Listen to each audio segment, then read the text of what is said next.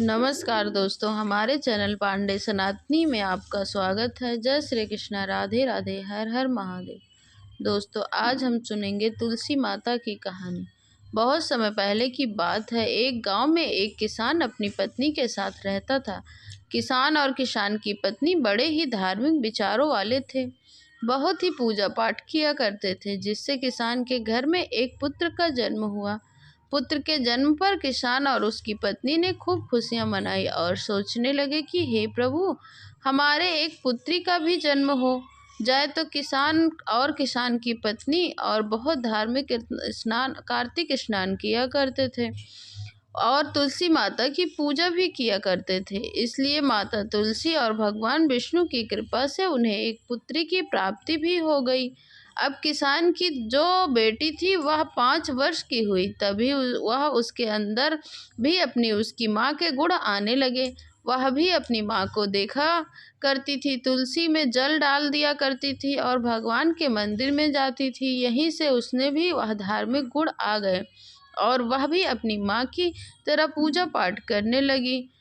इस तरह से अब वह कन्या धीरे धीरे बड़े होने लगी थी। जैसे जैसे वह बड़ी हुई वैसे वैसे उसकी तुलसी माता में आस्था बढ़ती गई। अब वह तुलसी माता की पूजा करती, दिया जलाती और हर साल कार्तिक स्नान करने लगी थी। गंगा में जाती और वहां पर कार्तिक स्नान करती। वह हमेशा उसका नियम बना रहता था। अब धीरे धीरे समय बीतता रहा। फिर किसान का बेटा भी विवाह लायक हो गया। किसान का जो बेटा था, किसान ने अपने बेटे का विवाह कर दिया क्योंकि वह विवाह के लायक हो गया। किसान के घर बहू आ गई और जब किसान के घर बहू आ गई तो वह उसे अपनी ननद का इतना पूजा पाठ करना नहीं भाता था। वह अपनी ननद से बड़ी जलती थी। कभी पूजा करती, कभी पूजा की थाली गिरा देती, कभी पूजा की थाली को जूठा कर देती और इस तरह अपनी ननद की पूजा पाठ छुटवाना चाहता थी। लेकिन उसकी सारी चालें व्यर्थ हो जाती थी। वो अपनी हार नाकाम कोशिश करने पर सिर पर हाथ रख कर बैठ जाती थी। यह लड़की है कि पूजा छोड़ने का नाम ही नहीं लेती। लेकिन कहते हैं कि समय पर अपनी रफ्तार से चलता रहा। अब किसान की पत्नी की उम्र हो गई थी और वह भी भगवान के प्यारे हो गए थे। लेकिन किसान ने मरने से पहले अपने बेटा से कहा था कि मेरी बेटी तेरी बहन है, तू उससे काफ़ी साल छोटी है और हमारा अब कोई भरोसा नहीं है। इसलिए अपनी बहन की जिम्मेदारी अच्छे से निभाना और उसके अच्छे से देखभाल करना और उसका अच्छा सा घर देखकर उसका विवाह करना। यह वह अपने बेटे को समझा कर गए थे। किसान का जो बेटा था अपनी बहन को बहुत प्यार करता था, लेकिन पत्नी के आगे उसकी एक भी नहीं चलती थी। कई बार वह आंखों देखी भी चुप रह जाता था।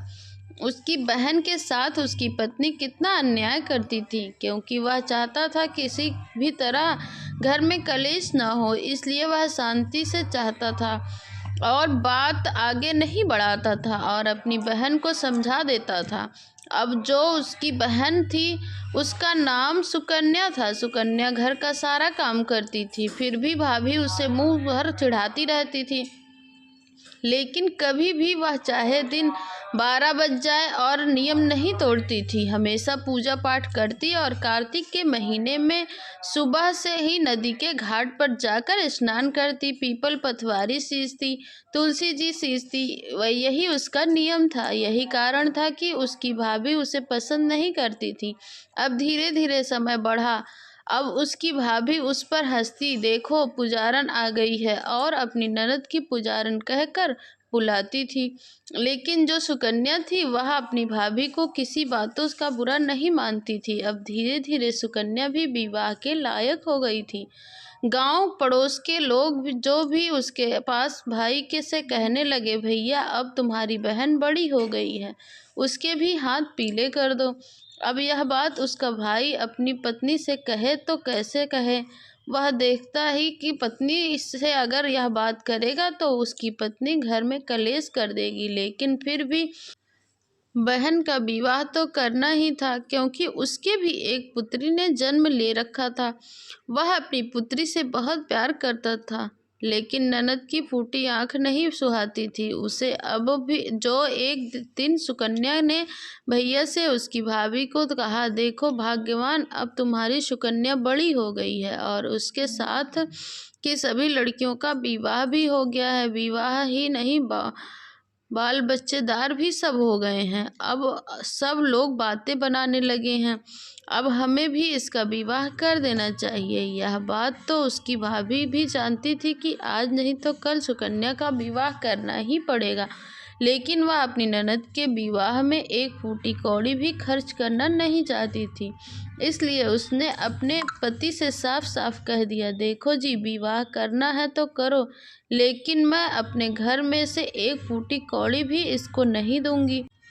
और अच्छा घर बार मत देखो, किसी के पल्ले भी इसको बांध दो। कोई तो होगा लंगड़ा लूला, कोई बूढ़ा भिखारी, जो मिले उससे ही शादी कर दो।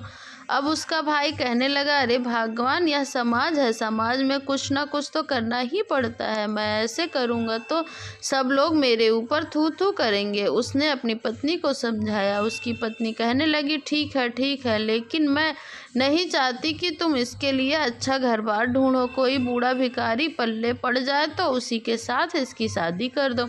अब बेचारी सुकन्या यह सुनकर बेचारी मन ही मन को कोसने लगी और कहती, क्या करती, माँ बाप तो थे ही नहीं, अब भैया भाभी के सहारे ही थी। अब करती भी तो क्या करती। अब वह जब सुबह कार्तिक स्नान करने जाती तो गंगा मैया से रो रो कर कहती, गंगा मैया, आपने क्यों मेरे माता पिता को छीन लिया। मेरे माता पिता होते तो क्या वो मेरा विवाह धूमधाम से नहीं करते। और यह जो मेरे भैया भाभी हैं, मुझे किसी बूढ़े के पल्ले बांधने पर तुले हुए हैं। अब तुलसी मैया में से आवाज़ आती। जब वह तुलसी जी को सींचती, तुलसी माता कहती, हे पुत्री, तू क्यों चिंता करती है, सब जो भगवान के ऊपर छोड़ दे। जो कुछ होता है अच्छे के लिए ही होता है। अब बेचारी चुपचाप अपने घर आ जाती, मन ही मन अपने प्रभु को रटती रहती, प्रभु मेरा कैसा नसीब है। फिर भी अपने मन में भगवान को विनती करती रहती, अच्छे करने की कोशिश करती रहती थी। भाभी तो यही सोचती थी कि इसके विवाह में एक फूटी कौड़ी नहीं दूंगी और सब मेरी बेटी के विवाह होगा जब वह बड़े धूमधाम से करूंगी। अपनी बेटी को वह कोई भी काम नहीं करने देती थी। अब जो उसका भाई गांव-गांव जाने लगा, कोई सुकन्या के योग्य वर मिल जाए तो, लेकिन उसे सुकन्या के योग्य वर नजर नहीं आ रहा था।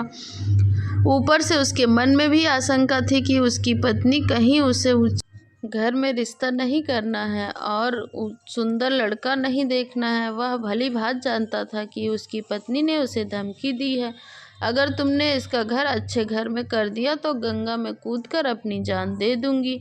वह यह इस बात से भी डर रहा था, उसकी पत्नी ने कोई गलत कदम उठा लिया तो उसका घर तो बिगड़ जाएगा। यही सोच में वह जो भी योग्य वर थे उन्हें देखकर मना कर देता था। अब एक दिन की बात है, वह सुकन्या को वर खोजने के लिए इधर उधर भटक रहा था, एक गांव से दूसरे गांव। तभी जो रास्ते में एक बाबा मिले। यही कोई थे 70-80 साल के और उससे कहते हैं कि अरे भैया, तुम क्यों इधर उधर घूमते रहते हो, मैं तुम्हें कई दिनों से देख रहा हूँ। तब वह सुकन्या को भैया कहता है। सुकन्या का भाई कहता है कि बाबा, क्या करूं, बहन के लिए रिश्ता ढूंढ रहा हूं, लेकिन उसके लिए कोई उचित वर नहीं लग रहा है। तब वह बूढ़ा बाबा कहता है, अरे भैया, गांव-गांव के अंदर इतने इतने नौजवान हैं, तुम क्यों नहीं अच्छा सा वर देख कर देते हो। फिर तो वह अपनी पूरी कहानी उस बूढ़े बाबा को बताता है। अब वो बूढ़ा बाबा उससे कहता है, अगर ऐसी बात है तो एक काम कर, अपनी बहन का विवाह मेरे साथ कर दे, क्योंकि मेरे घर में मेरी माँ है और इसका एक झोपड़ा है, मैं बहुत गरीब हूँ। यह सुनकर सुकन्या का भैया खुश हो जाता है। वह सोचने लगता है कि मैं इसी बूढ़े के साथ अपनी बहन का विवाह कर दूंगा और ना हल्दी लगेगी ना फिटकरी, और मेरी पत्नी भी खुश रहेगी। अब भैया ने तो देखा कि माँ बाप होते तो माँ बाप ही होते हैं। कहते हैं ना, पत्थर का भी जो सीख होती है पत्थर को भी फोड़ देती है। भैया भी आ गया भाभी के बातों में। उसने भी सोचा इतना खर्च करने से फ़ायदा क्या है। अब वह घर जाता है, घर जाकर अपनी पत्नी को सारी बात बताता है। जैसा तूने कहा था, मैं अपनी सुकन्या का विवाह एक 80 साल के बूढ़े से करना चाहता हूँ। यह सुनकर उसकी भाभी बहुत खुश हो गई। लेकिन जैसे ही सुकन्या ने यह सुना तो वह रोती रोती गंगा के घाट गई और वह कहने लगी कि गंगा मैया, आप मुझे अपने अंदर संभालो। मैं ऐसे बूढ़े से विवाह कैसे कर सकती हूँ। लेकिन फिर उसे भगवान और तुलसी माता की बात याद आई कि जो होता है अच्छे के लिए होता है, और अपना नसीब मानकर फिर वह अपने घर गई।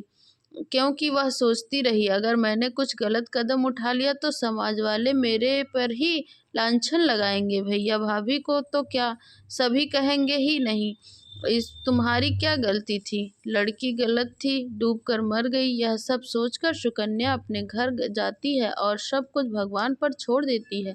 प्रार्थना करती है, हे तुलसी मैया, पीपल देवता, पथवारी मैया, कार्तिक के मैया, राई दामोदर जी, मेरी प्रार्थना स्वीकार करना। मेरा अब जो सुख दुख है मेरे जीवन में घटित होगा वह सब आपके ऊपर है। मैं कुछ नहीं जानती, आप जो करोगे वह अच्छा ही करोगे। और फिर अपने काम में लग गई। अब उसका नियम था तो वह अपना कार्तिक स्नान करती, पूजा पाठ करती। इधर भैया भाभी को समझाया, देखो सुकन्या के विवाह जो हमने एक बूढ़े के साथ कर दिया, लेकिन थोड़ा बहुत ही हमें उसके लिए करना ही पड़ेगा। उसका तुम बुरा मत मानना, नहीं तो लोग क्या सोचेंगे, कैसे बूढ़े के साथ विवाह कर दिया है, और कपड़े वगैरह भी नहीं दिए हैं। इसलिए भाई बाजार जाता है, बाजार से कपड़े लाता है, सुकन्या के लिए साड़ियाँ लाता है। लेकिन जो भाभी और एक नंबर की दुष्ट थी, वह सारी साड़ियों को बदल देती है और जो टाट की बोरी होती है उसको काट कर बक्से के अंदर रख देती है। और भैया था जो सोचता था कि बक्से में नए कपड़े हैं। इस तरह से सभी सामान आता है, भाभी सब सामान बदल देती है। जब सुकन्या के विवाह का दिन आता है तो सुकन्या को एक बहुत ही हल्की सी पुरानी साड़ी अपनी दे देती है पहनने के लिए, और जेवर वगैरह भी उसकी जगह तुलसी के पत्तों से गूंद कर उसकी माला पहना देती है। कहीं टीका बनाकर, कहीं उसके गले का हार बना दिया, कहीं अंगूठी बना दी। अब तुलसी जी से बना दिया, सब कुछ तुलसी जी से बना दिया। कहने लगी, तू तुलसी जी को ही पूजती है, तुलसी जी को ही पहन। देखती हूँ तेरी तुलसी जी में कितनी शक्ति है। बेचारी सुकन्या आंखों में आंसू भर लेती है, कहती है, कुछ नहीं, सब भगवान के ऊपर है। अपना नसीब मानकर जैसे जैसे उसकी भाभी कहती गई, सुकन्या वैसी वैसी करती गई। अब जो बारात का दिन आया, बारात में कौन आया था, बूढ़ा भिखारी था, यानी बूढ़ा आदमी। उसके साथ 4-5 लोग थे। एक पंडित को बुलाकर सारी रस्म को पूरा कर दी गई। सुकन्या को विदा कर दिया गया। जब कहार डोली लेकर जा रहे थे तो सुकन्या वहां जहाँ कार्तिक स्नान करती थी उस घाट पर पहुंची। सुकन्या ने अपनी डोली रुकवाई और तुलसी माता से प्रार्थना करने लगी, हे माता, मैंने सब आपके ऊपर छोड़ दिया है और अब मैं ससुराल जा रही हूँ। अब मैं आपकी पूजा कैसे करूँगी। तभी तुलसी में से आवाज़ आई, हे बेटी, अब मैं तेरे साथ चल रही हूँ, तू यह पौधा अपने साथ ले चल। अब वह सुनकर जो सुकन्या ने तुलसी का पौधा का अपने साथ रख लिया और चल दी। रास्ते में चलते चलते क्या देखती है, जो उसने गहने पहने हुए थे सब सोने चांदी के हो जाते हैं, और जो फटी पुरानी साड़ी पहनी थी वह भी महंगी साड़ी में बदल गई। अच्छी महंगी रेशमी साड़ी और अच्छे अच्छे रत्न जड़ाऊ गहने पहनकर सुकन्या अब डोली में बैठी हुई। लेकिन सुकन्या को इस चीज़ का भान नहीं था कि उसके शरीर पर तुलसी की जगह गहने इतने महंगे महंगे बन गए हैं।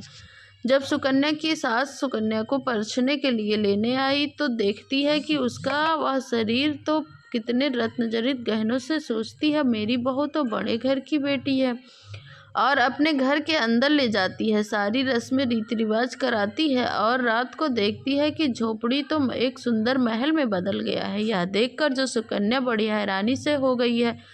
तभी वह झोपड़ी में आई और अभी वह महल बन गया। शाम को जब कमरे में गई तो बूढ़ा आदमी जिससे उसका विवाह हुआ था वह देखती है कि बूढ़ा नहीं है, एक नौजवान है और बहुत खूबसूरत राजकुमार है। उसे देखकर सुकन्या कहती है कि आप कौन हैं और अंदर कैसे आ गए। तब वह कहता है कि मैं तुम्हारा पति हूँ, तुम्हारे साथ मेरा विवाह हुआ है। सुकन्या कहती है कि नहीं, मेरा विवाह तो एक 80 साल के बूढ़े के साथ हुआ है। तब वह राजकुमार सारी बातें सुकन्या को बताता है कि सुकन्या, तुम दिल की सच्ची हो, तुलसी माता और विष्णु भगवान की परम भक्त हो। तुम कार्तिक स्नान करती हो। जब तुम्हारा भाई रिश्ता ढूंढने लगा था तब तुम्हारे लिए वह सोचने लगा था कि वह एक गरीब और किसी लूले लंगड़े बूढ़े के साथ विवाह कर देगा। तब तुलसी माता और भगवान विष्णु ने माया रचाई थी कि एक राजकुमार हूँ। मैं नहीं जानता कि कैसे कैसे इस समय बारात लेकर गया, मेरे शरीर बदल गया और मैं एक बूढ़ा बन गया। तुम्हारे भाई को जो मिले वह साक्षात नारायण थे और साक्षात तुलसी माता, उनकी माँ बनी हुई। और बूढ़ी औरत यह तुलसी सुकन्या से बड़ी प्रसन्न हो गई। उसे याद आता कि तुलसी ने कहा था कि मैं भगवान के भरोसे छोड़ दो और जो होता है अच्छे के लिए होता है। अब तो सुकन्या बड़ी प्रसन्न हो गई और उस घर में बड़े प्यार से रहने लगी। अपनी सास की बड़ी सेवा करने लगी, क्योंकि महल में जो नौकर चाकर थे उनके सुकन्या ने बताया कि तुलसी पूजन करती है और अपनी तुलसी जी को गमला उसमें बीच आंगन में स्थापित कर दिया। सुबह नहाती, आंगन बुहारती, सारे काम करती, पक्षियों को दाना पानी रखती और मंदिर जाती, तुलसी जी को सींचती, तुलसी जी की आरती करती, घी का दीपक जलाती, कभी नहीं भूलती थी। उसका नियम था। 7-8 दिन विवाह के हो गए। कहने लगी, भाई अब पग फेरे के लिए, रस्म के लिए उसके मायके जाना होगा। उसका भाई आया पग फेरे की रस्म के लिए, लेकिन वहाँ झोपड़ी बनी हुई थी नहीं थी। उसका भाई झोपड़े को ढूंढ रहा था और नाम पूछ रहा था। इस पर कोई व्यक्ति वहाँ पर उसके साथ मेरी बहन का विवाह हुआ था, लेकिन सब लोग मना कर देते और कहते कि सामने जो महल बना हुआ है उसमें राजकुमार का विवाह अभी अभी हुआ है। राजकुमार का विवाह उस महल को देखकर उस सुकन्या का भाई बड़े हैरत में पड़ गया कि यहाँ तो कोई महल नहीं था, अब महल कहाँ से आ गया। इस जगह पर तो एक झोपड़ी बनी हुई थी। वह पूछते पाछते डरते हुए उस महल के अंदर गया। देखता है कि सामने सुकन्या गहनों से लदी हुई बड़ी ही सुंदर लग रही थी। अपने भैया को देखकर भाग कर आती है, अपने भैया को गले लग जाती है। यह देखकर उसका भाई फूले नहीं समाता है। मन में सोचने लगता है कि मैंने अपनी बहन के लिए कितना गलत सोचा था, लेकिन मेरी बहन खुश है तो मेरी आत्मा भी खुश है। उसकी बहन अपने भाई को खूब आदर सत्कार करती है। तब वह अपनी बहन की सास से कहता है कि मुझे अपनी बहन को पगफेरे के लिए लेकर जाना है। उसकी सास उसे खुशी खुशी पगफेरे के लिए रस्म के लिए भेज देती है। तब सुकन्या अपने मायके चली जाती है। भाभी तो यही सोचती है कि अब वह आएगी तो गरीब घर से रोती हुई झिझकती हुई आएगी, आकर यहाँ मुझसे भीख मांगेगी। भाभी मैं बड़ी परेशान हूँ, बड़े दुखी हूँ। लेकिन जैसे ही सुकन्या का भैया सुकन्या को लेकर आता है, उसकी भाभी बड़ी खुशी से यह देखने लगती है कि देखती हूँ भिखारन के रूप में वह कैसी लग रही है। लेकिन जब वह सुकन्या को देखती है तब उसकी आंखें फटी रह जाती हैं। यह क्या, उसकी ननद तो महारानी की तरह आई है, सबके लिए अच्छे अच्छे उपहार लाई है। यह देखते ही उसको जैसे कि मानो उसके पैरों तले धरती निकल गई है और उसे विश्वास नहीं हो रहा था कि यह सब कैसे हो गया। लेकिन वह बहुत ही जल्दी बदल गई है कि सुकन्या तो बहुत अमीर हो गई है। अब सुकन्या को बड़े प्यार से, आदर से, सत्कार से उसकी आओ भगत करती है। काफ़ी अच्छे अच्छे उपहार देकर विदा करती है। भाभी को व्यवहार देखकर सुकन्या भी प्रसन्न हो जाती है और ससुराल में आकर अपने नियम कर्म में लग जाती है। उसकी भाभी सुकन्या से कहती है, जाते समय जब सुकन्या अगली साल कार्तिक स्नान करने आए तो अब की बार आकर मुझसे मायके में स्नान करना। सुकन्या यह बात मान लेती है और ससुराल में अपने पति के साथ अपनी सास को बता देती है कि उसकी भाभी ने मायके में उसे कार्तिक स्नान करने के लिए कहा है, जिसे उसकी सास और उसका पति खुशी से मान लेते हैं। चलो अच्छा है, भाभी अच्छी है, भैया अच्छे हैं, देर से ही सही, लेकिन उनको समझ में तो आया। और फिर सुकन्या अगली साल जा कर के कार्तिक मास में अपनी भाभी के यहाँ स्नान करती है। भाभी भी उसके साथ साथ स्नान करती है और तुलसी में दीपक जलाती है, पीपल पतवारी सींचती हैं। इससे उसकी भाभी का घर भी धन धान्य से भर जाता है। बोलिए तुलसी माता की जय, लक्ष्मी माता की जय, विष्णु भगवान की जय।